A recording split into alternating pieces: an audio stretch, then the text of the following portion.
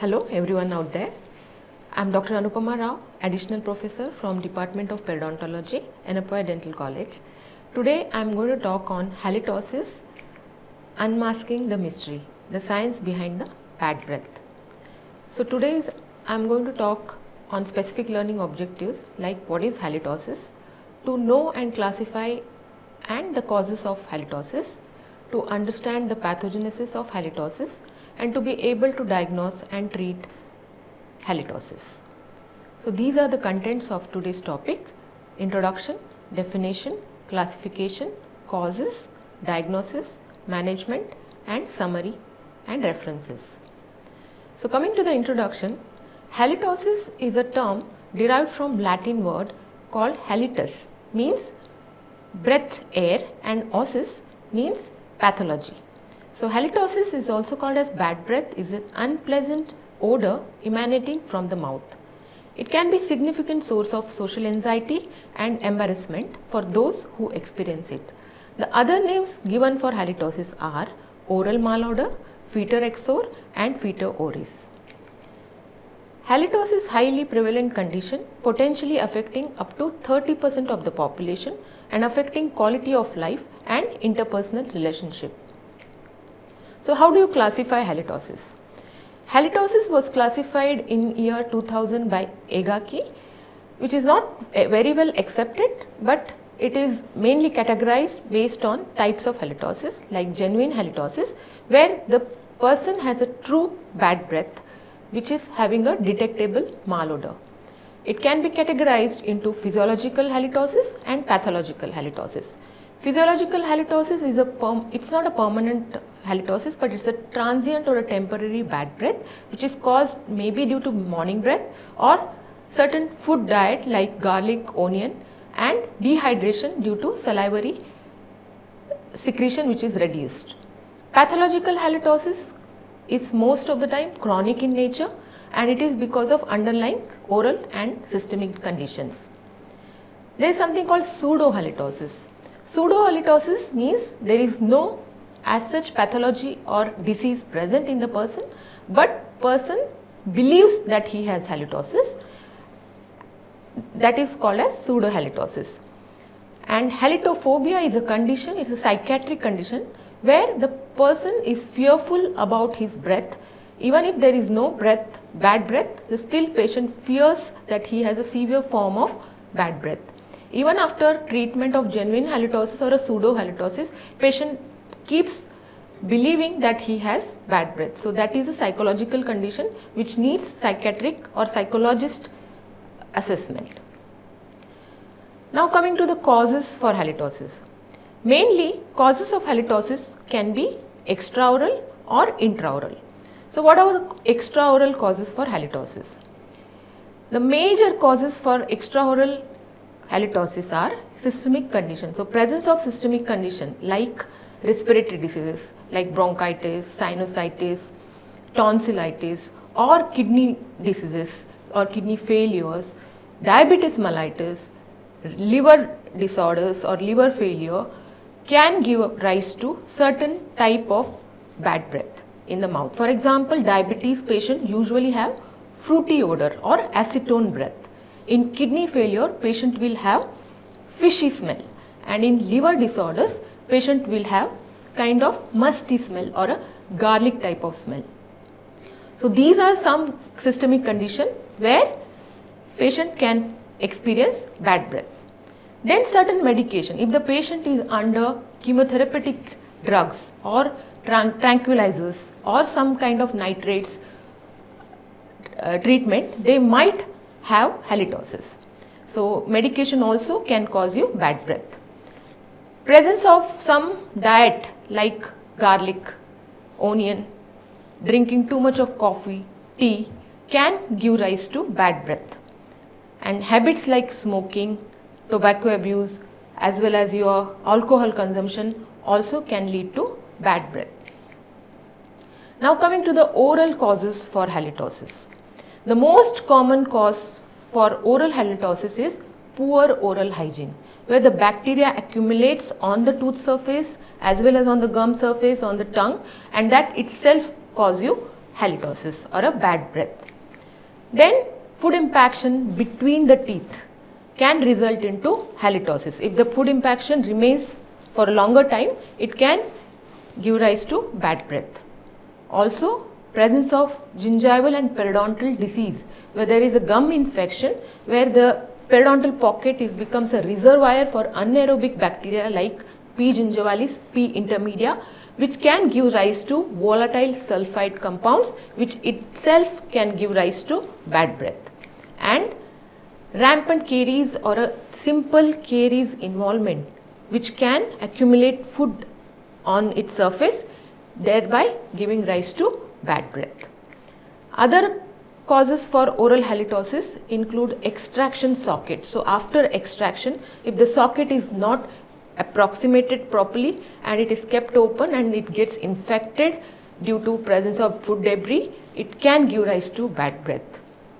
Presence of malignancies also can give rise to bad breath, and very importantly, when the patient does not have any pathology, any gum disease or a caries involvement, but still presence of tongue coating can be a reason for your bad breath, because the tongue, the dorsum of the tongue is slightly roughened because of the papillae, as well as they have number of depressions on the surface that itself accumulate bacteria, and that when they putrefy the protein content, it can give rise to bad breath.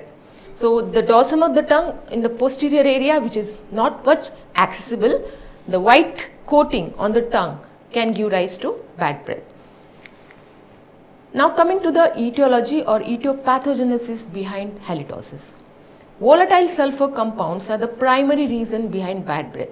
These volatile sulfur compounds are the gases, that is odoriferous gases, which are produced due to breakdown of sulfur containing amino acids which is present in your diet, or it could be because of the presence of your squamous epithelium, or it could be because of the plaque matrix by anaerobic bacteria which are present in the pocket area. Now these volatile sulfur compounds can give rise to bad breath. For example, what are the different examples of volatile sulfur compounds are methyl mercaptan dimethyl sulfide, hydrogen sulfide, then there are some indole, scatol, cathederine and putrescine. These are some examples for volatile sulfur compounds, which when they are volatile in nature, so when the patient breathes out the air gives that smell. Now how do you diagnose halitosis? So first of all, there are multiple different causes for halitosis. So we need to exactly pinpoint what is the reason for halitosis. For that, we need to rule out the extraoral causes for halitosis. So how do you rule out the extraoral causes? By asking the medical history and the drug history to the patient. If there is any underlying systemic condition or a pathology involved, we need to treat that particular medical condition, because that could be the reason for the halitosis. After that, you need to do clinical evaluation. Clinical evaluation includes intraoral examination, where you need to check the teeth, the tongue, as well as any other surfaces in the oral cavity which can give rise to halitosis. So for example, if the patient is having any food impaction, a carious tooth, a simple extraction socket, or it could be gum disease or poor oral hygiene, these are some examples which I already told in the previous slides can be a reason for the halitosis. So first of all, we need to exactly look for the cause behind the halitosis. So how do you diagnose halitosis? There are certain ways where the person himself or herself can identify whether she or he has halitosis. So there are some self-examination direct tests can be performed by a person. These are cupped breath test, wrist lick test, and dental floss test, and a spoon test. In the cupped breath test, the person can close his mouth with both the hands and breathing through the nose and blowing the air through the mouth. So if there is a smell from the mouth, patient or a person can identify that bad breath. Wrist lick test, where you can extend the tongue and lick the wrist of the hand, and then after few seconds you can smell from 3 centimeter distance to identify any bad breath. Dental floss test, where unwaxed floss is used and it is placed underneath between the teeth, and that again you can smell from 1 inch distance to identify whether there is a bad breath. And finally a spoon test, where spoon is held upside down and it is used to scrape the tongue, especially the posterior aspect of the dorsum of the tongue, and then you can smell it from a distance after some seconds to identify bad smell. These are some self-examination where the person himself can identify. If the operator is doing a test, it is called as organoleptic rating. So where the patient's breath is analyzed subjectively by an operator or a dentist, where he can give the scoring for the odor. For example, from 1 to 5, 1 is mild bad breath to 5 offensive bad breath. So it is a subjective but a gold standard of halitosis analysis test performed by a operator, that is organoleptic rating.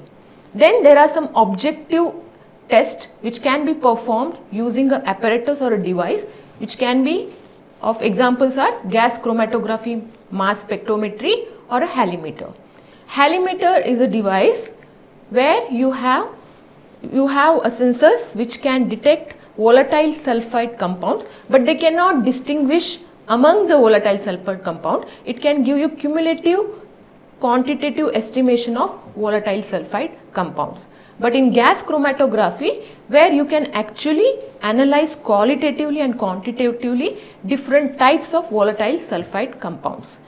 And then there is something called diamond probe, which is a chair side diagnostic kit for to identify the presence of volatile sulfide compound, where the probe is placed inside the periodontal pocket and the sensors can detect presence of volatile sulfide compound, which is actually generated due to bacterial action on the protein, which degrades and forms the volatile sulfide compound. So that is a diagnostic test for your volatile sulfide compound. There are some indirect methods where you can diagnose halitosis just by identifying the bacteria which are causing you halitosis. For example, Bana test and saliva incubation test, where actually it is not identifying the odor, but it is identifying the bacteria which is causing you that bad smell. Then finally coming to the treatment of halitosis. So now you understood how to diagnose the halitosis. After diagnosing, you know the reason for the halitosis. So we need to treat the reason. For example, if there is an underlying condition, we need to address the underlying condition. If there is a poor oral hygiene or a gum infection, we need to address by oral hygiene practices, and some lifestyle changes required if the patient is having habits, or diet modification might be required. So coming to the oral hygiene, how do you maintain oral hygiene? By proper brushing technique. So by explaining the proper brushing technique to the patients, introducing tongue cleaning, very importantly. If the tongue coating is the reason for your bad breath, you need to start tongue cleaning. Also, interdental cleaning is as important as brushing. So most of the time plaque, which is 40% of the plaque is present in the interdental area, cannot be accessed by your toothbrush. So you need to clean by using a proxa brush or a dental floss, or using a oral irrigating devices or unitufted brushes. So some of the interdental aids should be incorporated into your oral hygiene practices. Also, mouthwashes can be added. For example, chlorhexidine mouthwash 0.2% or triclosan, chlorine dioxide. Mouthwash containing zinc can be recommended in patients with halitosis. Also, you can mask the oral odor by using chewing gums or mint spray, lozenges, which can be just used to mask the bad odor, but it is not advised because the etiology has to be completely eliminated instead of just masking the odor. And then regular dental checkup is must, because new pathology in the mouth can arise anytime. So every 6 months you need to visit your dentist to identify any other cause for halitosis. Coming to the professional treatment. So for example, if the patient is having bad breath due to poor oral hygiene, we need to address it by doing a scaling, root planing, periodontal therapy, advanced periodontal therapies. If there is a carious tooth, needs to be excavated and restored. Extraction of grossly decayed teeth, because this grossly decayed teeth itself can give rise to your bad smell. And if there is a reason, like for example salivary secretions are reduced due to some pathology, we call it as xerostomia. So such cases, if there is a chronic xerostomia present, in such cases saliva secretions is absolutely not present in the mouth, then salivary substitutes can be advised or recommended in such cases.